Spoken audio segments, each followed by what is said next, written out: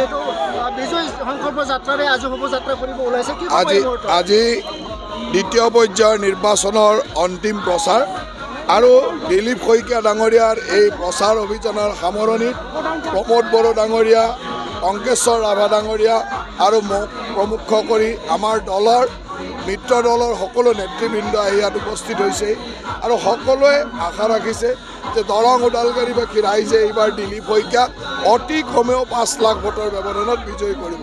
চাৰিওফালে যিটো উৎসাহ যোৱা কেইটামান দিন মই দৰং ওদালগুৰি বিভিন্ন ঠাইলৈ গৈছোঁ, আজিও চিপাঝাৰৰ পৰা আহিছোঁ, সকলোতে এটা বেলেগ ধৰণৰ উৎসাহ আৰু এইবাৰ বিৰোধী শূন্য পৰিৱেশ হ'লেও আমাৰ কৰ্মকৰ্তাৰ মাজত কিন্তু অত্যন্ত উৎসাহ আৰু এই উৎসাহে আমাক সকলোকে আনন্দিত কৰিছে।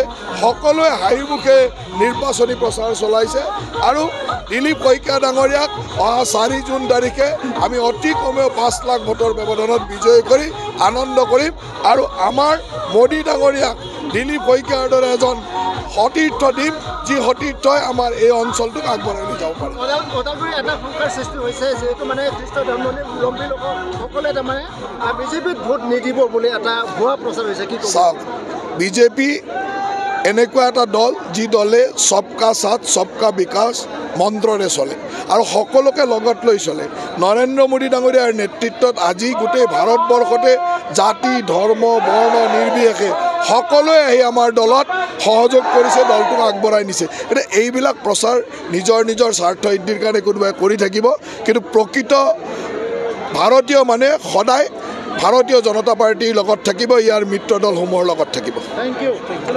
প্ৰেসিডেন্ট ভাৰতীয় জনতা পাৰ্টি জেপি নাড্ডা ডাঙৰীয়া ৰোডত আহি গণসমাৱেশ তেখেতে সেই কেইদিনমান আগতে উপস্থিত থাকি গ'ল আৰু এইবেলি আমি সকলো ক'ব পাৰোঁ যে এই নিৰ্বাচনটো একপক্ষীয় নিৰ্বাচন, এই নিৰ্বাচনটো কেন্দ্ৰীয় নিৰ্বাচন, এই নিৰ্বাচন প্ৰধানমন্ত্ৰী নৰেন্দ্ৰ মোদী ডাঙৰীয়াৰ নিৰ্বাচন, এই নিৰ্বাচন অসমত আমাৰ মুখ্যমন্ত্ৰী ডক্টৰ হিমন্ত বিশ্ব শৰ্মা ডাঙৰীয়াৰ নামত নিৰ্বাচন।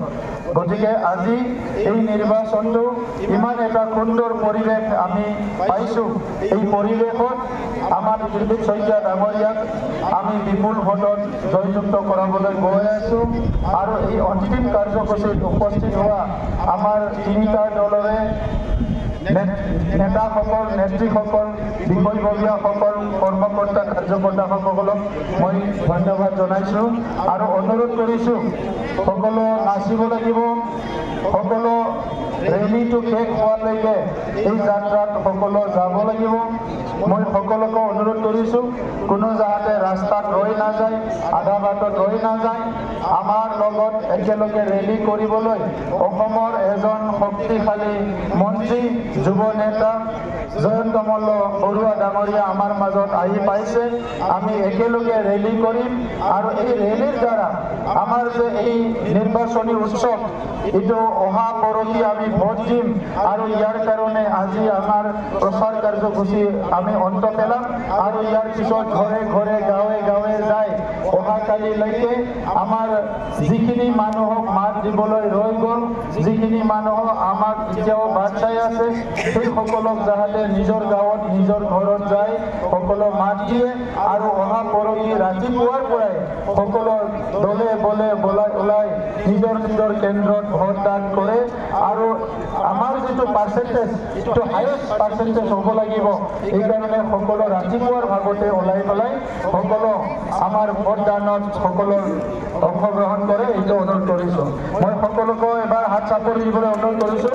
আমাৰ মাজত জয়ন্ত মল্ল বৰুৱা ডাঙৰীয়া আহি পাইছে, সকলো আমি একেলগে শ্লোগান দিম।